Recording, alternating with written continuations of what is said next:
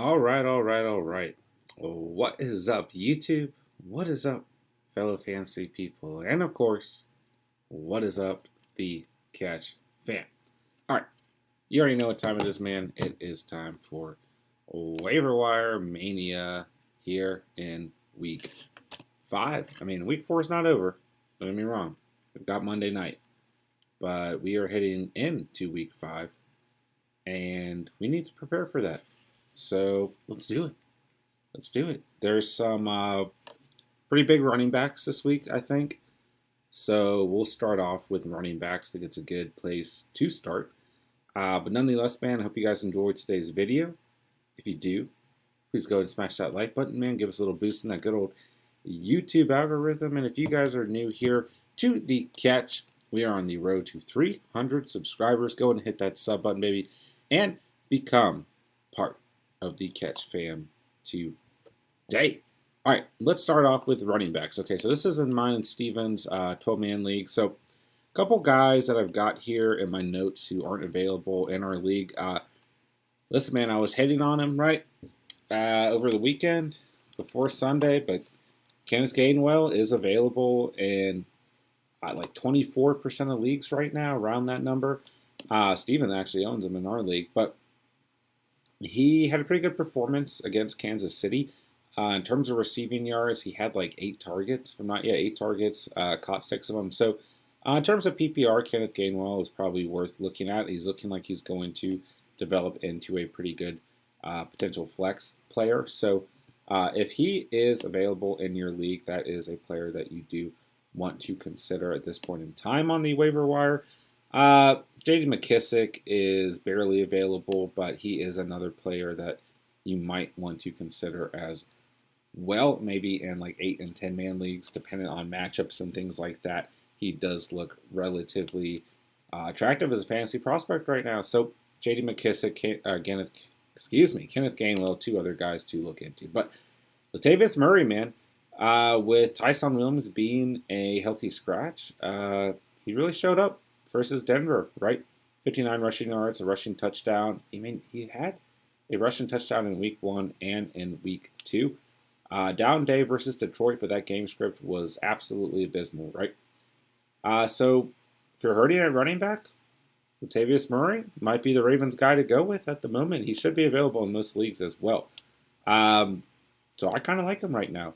A lot of people asked about Jeremy McNichols over last night's stream, right? How many targets did he have, right? 12 targets. Absolutely crazy. 74 receiving yards. I don't know, man. I'm a little hesitant on this one. He's got Jacksonville next week. I mean, this is the Titans' 3rd down running back. And the game script really bolstered those numbers, I think. So I'm holding off on McNichols, but he's improved on his week 3 numbers and could potentially improve on his week 4 numbers here in week 5 as well. So we'll find out. But the moment I'm holding off on McNichols, but if you got the roster room, it might be worth the stash, right? Daryl Williams got in the end zone, I believe. Yep, had a touchdown versus Philly, but I'm holding off on Daryl Williams, guys. I'm not crazy about that. But speaking of some Williams, right? Damian Williams is an absolute must-add at the moment. Okay, we avoided a major injury to our guy, David Montgomery, which is good news. Especially because I personally own David Montgomery. You guys know how high I was on him in the offseason and the preseason. But with that being said, man, this is an RB1 until David Montgomery does come back. It's looking like it's going to be a couple weeks while our guy Montgomery is out. So I like Damian Williams a lot. I mean, not the greatest matchups in the coming weeks. Las Vegas, Green Bay, Tampa Bay, and San Francisco, and then Pittsburgh. I mean, if I don't pick him up, that's why. These matchups are not very good whatsoever for our guy Damian Williams. But nonetheless, the volume is going to be there. He is a number 1 running back, and for that reason, we should go out and target him. So other than that, guys, I've heard, of course, the buzz around Alex Collins, which I don't know, man.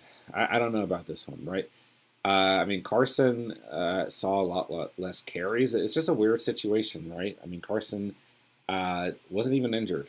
It's just strange, right? I did not see this one coming. Other people did. We found out found that out in some of the live streams over the weekend, and I was unaware of this at all. But he's got the LA Rams, Pittsburgh, New Orleans coming up. I think this is one we're going to want to sit back on and kind of watch it develop. But I still think Chris Carson is the back for Seattle. But it might be worth the risk and the gamble if you have the roster room. All right, last guy I want to talk about at the running back position is Brandon Bolden. Really taking over that James White kind of role, right? Let's see. I mean, he's not going to do anything in the run game, right? But 6 targets, right? He caught all of them. 51 receiving yards. So I like where he's at there. And it looks like this is the Patriots receiving back. So deeper leagues and full PPR leagues. Brandon Bolden, I would say, is worth an addition at this point in time. But that's probably the least owned running back out of all these guys right now. So I like him if you need a PPR style back, but I wouldn't expect massive numbers out of Brandon Bolden, as it does look like the Patriots are using a couple running backs similar to the Ravens, but Latavius Murray, like I said, has been pretty consistent at this point in time. All right, let's move on to some quarterbacks, guys. We have got some absolute studs at the quarterback position right now on the waiver wire, okay? All these guys should be available in all of your leagues. Well, actually, I don't want to say that. I mean, in deeper leagues, right, 14-plus man leagues, I don't know if these guys are available, but the fact that the top 3 guys I want to talk about are available in this 12-man league is crazy, right? I actually owned 2 of these guys, and I've dropped them in consecutive weeks, and that being Danny Dimes and Sam Darnold. So Sam Darnold, absolutely playing out of his mind right now. He's got some good matchups coming up, some games that should be shootouts against kind of weaker teams, Philly, Minnesota, New York Giants, Atlanta. I love where Sam Darnold is at. I don't have enough good things to say about him. I don't know if this still stands, but there's a point Sunday where he was leading the league in rushing touchdowns, which is insane. He's had 5 on the season. As we can see how well he did against Dallas with throwing 2 interceptions. I mean, Sam Darnold needs to be rostered in every league at this point. Danny Dimes, man, I had him. I almost started him against Atlanta over Lamar in Week 3, and I'm glad I didn't. It was a bad game for Danny Dimes, but really, when you look at the average points he's been scoring, he is having a phenomenal season, guys. I absolutely love where Danny Dimes is at this point in time, and he should be rostered, man. I mean, he is absolutely worth being rostered at this point in time, right? It's just craziness that 2 of the best, quarterbacks on the waiver wire in the 2021 season are Danny Dimes and Sam Darnold, and I would absolutely feel good about picking both of them up. Brad Montgomery, what is up, man? What is going on? Hope you're doing well, man. Happy to see you in the chat. Trying to fly through some of these waiver guys. So I apologize, guys, but if you are in the chat, appreciate you guys coming out. Taylor Heineke as well, the other guy I want to go over. Look, over 20 fantasy points in the last 3 weeks. An absolutely great game against Atlanta. A couple good matchups coming up here. A couple tough matchups as well. So I like him a little bit less than Darnold and Danny Dimes, but nonetheless, I do like Taylor Heineke a lot right now, and I think he's worth adding. All right, Matt Ryan's playing a little bit better football, and he is available in most leagues. I mean, saw the great performance versus Washington. He's got the Jets coming up, then a bye week in Miami, which is pretty decent, right? But then he's got Carolina, New Orleans, Dallas, New England, some tough matchups, but kind of the latter stretch, right? Tampa Bay, Carolina, San Francisco, and Detroit. Aside from Carolina and potentially San Francisco, he's got some really good matchups down the stretch. So this is not the type of football we expected out of Matt Ryan in the first 3 weeks. And I do believe that he can find a more median area between how he played in the first 3 weeks and how he played in week 4. So if you're really hurting at the quarterback position, Matt Ryan should be available and is a potential add as well. Okay, last guy for today. I know he's not available in this league. He might be available in your league, though. You should check. Trey Lance, right? Obviously not a great game yesterday, but the game plan was not designed for Trey Lance, right? And even with it being not the best game on paper, on fantasy paper, he had a very good game. Real Gooded, what's up, brother? Good to see you in the chat, man. Hope you're doing fantastic. But yeah, 20 points against Seattle, and he was thrown in to this game unexpectedly in the second half. And just imagine, with an actual game plan from Kyle Shanahan for Trey Lance, how good he will look coming up, right? So, yeah, I like where Trey Lance is at. If he's available in your league, especially deeper leagues, super flex leagues, I think he's worth a shot, man. So, yeah, Trey Lance, go out and get him, man. Why not? So, let's see here. Let's move on to the wide receiver position. Once again, always the deepest position in terms of our waiver wire videos, right? But I really like some of these receivers coming up. And, yeah, the first one that we have showing up here as I'm pulling up some of my notes, A.J. Green, man. This is one of the guys in my notes, available in most leagues. And this is a half PPR league scoring format we're looking at right here. And he's had at least 11 points in the last 3 weeks. So if you're in full PPR, he's had even better weeks, right? Some pretty good matchups coming up: San Francisco, Cleveland, Houston. A little tough with San Fran and Cleveland, but nonetheless, man, I like where A.J. Green is at. I didn't think I'd be saying this moving into this point in the season, but he's absolutely worth the waiver ad at this point in time. Devonta Smith, available in this league, might be available in your leagues as well, right? Pretty inconsistent, but we saw him get back to kind of that true form of what he did in week 1, which is encouraging, although it's a very easy matchup overall. Okay, Emmanuel Sanders is available in a ton of fantasy leagues right now, okay? He should not be, okay? Listen, he has this high ceiling of where we can see him score over 20 points, right? And he has a lower floor of about 10 points, right? I think these first 2 weeks should be wiped off the board. I think Emmanuel Sanders is going to continue to gain traction as the season continues. And listen, man, couldn't do it against 2 better squads with Kansas City and Tennessee coming up, which is just unbelievable. Then he's got a bye week in Miami and Jacksonville. And you would think the Jets would be a good matchup, but the Jets are playing very good football against opposing receivers, so not necessarily. But this stretch of 4 games, man, Kansas City, Tennessee, Miami, and Jacksonville, I look for Emmanuel Sanders to absolutely ball out, man. So he should be on a roster in every fantasy league at this point, man. Go out and get him if you're hurting at the receiver position. Darnell Mooney. We're big fans of Mooney here at the Catch. And listen, man, Justin Fields seems to really like this guy. Okay, he's available and not as many fantasy leagues as some of these other guys, but if he is available and you're hurting at the receiver position or at the flex position overall, he's worth the ad, at least as well as or as long as Justin Fields is the primary quarterback for the Bears. Don't know how long he will be, but he played a little bit worse with Andy Dalton primarily under center. But for now, man, I like where Mooney's at, and I would go out and add him. Okay, big one of the week, right? Jameson Crowder, man. Fantastic game. Looks like Zach Wilson really likes Jameson Crowder being out there. 61 receiving yards and a score, caught 7 of 9 targets. He's got Atlanta in week 5, so I don't think I need to say anything more. Even if he doesn't have another notable game for the rest of the season, week 5, he should be on your roster and potentially in your starting lineup as well.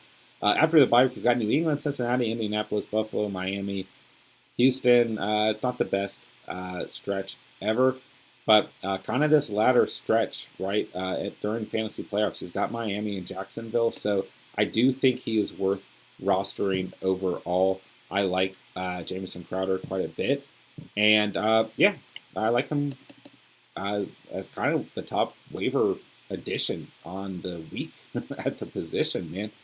I think he's going to continue to flourish in the Jets offense alongside Corey Davis, right? I think they should both be rostered. I'm sure Corey Davis is not available in your league, but he should definitely be on a roster as well. Okay. Tim Patrick, if he's still floating out there, I know he had a bad week, and I am a little bit worried about how the Broncos receivers are going to perform with Teddy Bridgewater being out due to a concussion and our guy Drew Lock out there. So I'd be a little hesitant about starting him at this point. You guys know that I've been huge on Tim Patrick, but for the 4th week in a row, man, if Tim Patrick is out there, go at him. He's still the wide receiver 2 alongside Cortland Sutton. He should be rostered.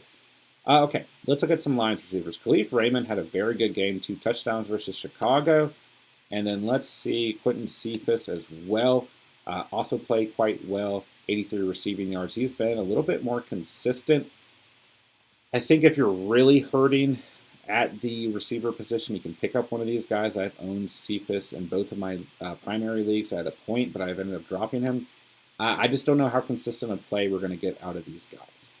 Kenny Gallaudet is a name that's popping up in pretty large fashion, but I do think while the Giants played very good football against the Saints, I do kind of think we want to hold off on this one, as obviously Sterling Shepard and Darius Slayton were injured in this game. So I'm not sure if we're going to see the same type of performance again. But as long as those two guys are out, sure, Kenny Galladay's worth a play. Got a pretty good matchup versus Dallas next week as well. But just kind of temper your expectations for the long term with Kenny Gallaudet. Kendrick Bourne got pretty involved versus the Buccaneers. Caught all 5 of his targets, 58 receiving yards in full PPR. It's a pretty good stat line. And the week before, of course, versus the Saints, had a very good week as well. But you guys have heard me talk about the Patriots wide receivers, and I'm just not crazy about them as a whole, as I just don't know the consistency that we're going to see out of these guys, right? Our guy, Jacoby Myers, was a big waiver pickup as well for a lot of you guys. And, I don't mind the addition, which I can't find him. So we're going to come back to that one. But, yeah, I don't mind him as well. But I just think overall for these New England Patriots wide receivers, it's going to be very inconsistent, and that scares me overall. Okay, another veteran coming up, on the waiver wire right now is Randall Cobb. And absolutely balled out, but he did not do anything the first 3 weeks. Had a great game against Pittsburgh, of course. So for me, this is one that I want to sit back and kind of watch develop. I'm not considering this worth taking the risk right now. So I'm holding off on our guy Randall Cobb. How did Jalen Reagor finish? Let's go ahead and check that. Yeah, nothing to see there. So Ced Wilson on the Cowboys has played pretty decent football over the last 2 weeks with a score in the last 2 games. If you're extremely desperate at the receiver position, then I would keep an eye on Ced Wilson. That's about it, but I will keep an eye on him, man. He's playing good football, and he's had a score in the last 2 weeks. So you guys know that I'm still keeping an eye on Bryan Edwards. I do like him overall. Remember the amount of touchdowns he had called back would really help bolster his stat line if they did not get called back. So for this week, the main guys we're looking at are our guys. A.J. Green is really the top guy. Emmanuel Sanders, right? Probably be the top 2 guys that I would look at the receiver position if they're available. Okay, tight ends, man. If Dawson Knox is out there on the waiver wire for you, he's an automatic must-add. He might be the highest must-add out of any position on the waiver wire this week, and he's only like 19% owned in most fantasy leagues. So if you're in an 8 or 10-man league, at this point you can add Dawson Knox with confidence and start him with confidence, man. At least 1 touchdown in the last 3 weeks. He's got Kansas City and Tennessee once again, man. I don't need to say anything more. Dawson Knox is balling. Go get him on your roster ASAP money, man. He should be on every fantasy roster out there, man. No question about it. All right, let's look to Dalton Schultz, man. Another good performance for our guy Dalton Schultz, right?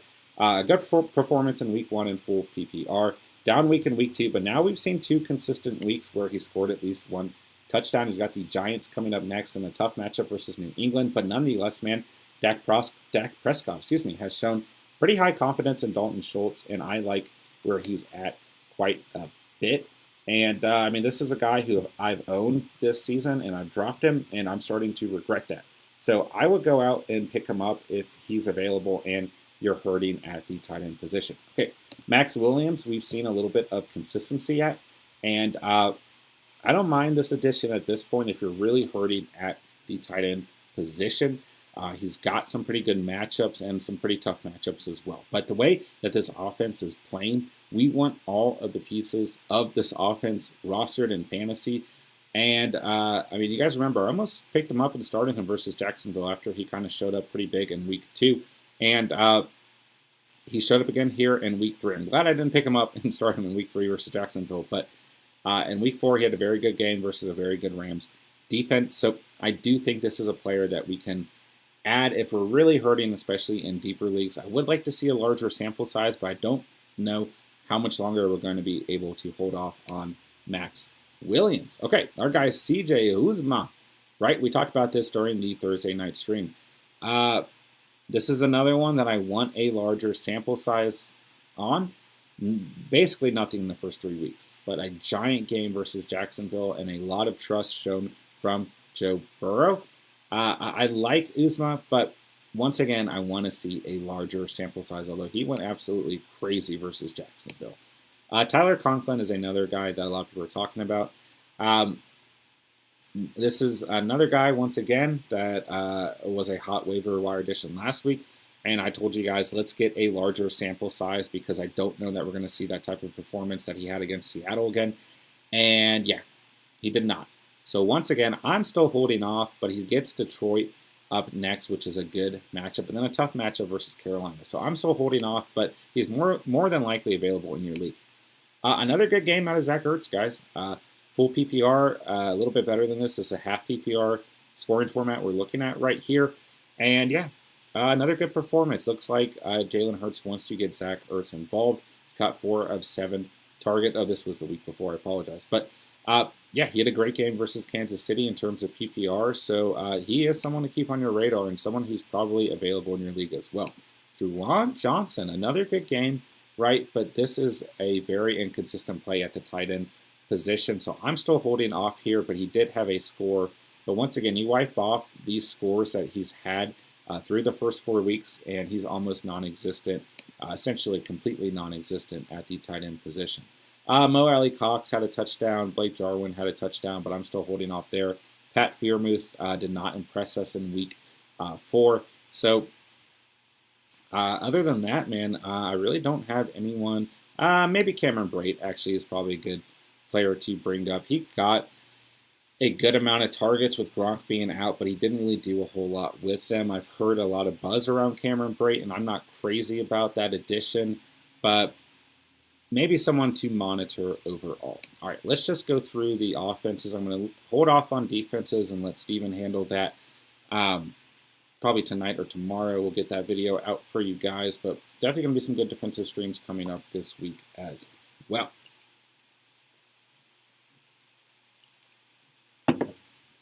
All right, let's just take a final scroll through and see if there's anyone else we want to talk about. I mean, Joe Burrow might be available in your league. Finally, a good fantasy performance from him, but I'd like to get a larger sample size. Mac and Cheese played a little bit better football overall, but still not fantasy worthy. Trevor Lawrence had a much better night, best night we've seen him had since week 1, but unless you're in a 20-man league like me, I don't think he's really worth the addition. We've gone over all of these guys. Let's check out Freddie Swan. Freddie Swain.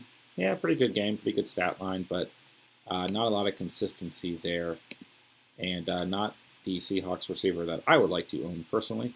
So let's just keep looking through, man, making sure that we're not missing out on any names that we would like to go over. Desean Jackson, I mean, was getting, a fair amount of, usage, but he didn't really turn it into anything at all, and really no consistency for a guy Desean Jackson either. Eli Mitchell did not play on Sunday. You guys know I'm staying away from that Niners backfield, right? Devin Duvernay, yeah, nothing going on there after scoring a touchdown in week 3. So yeah, I'm not seeing anyone else that I really think we need to go over. I mean, while these Giants receivers are injured, potentially John Ross, right? I mean, he had a pretty good game in week 4. 77 receiving yards and a touchdown, right? Maybe in deeper leagues. I'd like to get a larger sample size before I pull the trigger there. But I want to like John Ross, don't get me wrong, man. I do, but I'm not sure that that's going to really flourish into anything too fantasy relevant. Let's see here. I think we basically hit it on the nail, guys. I think we basically have gone over everyone that we wanted to.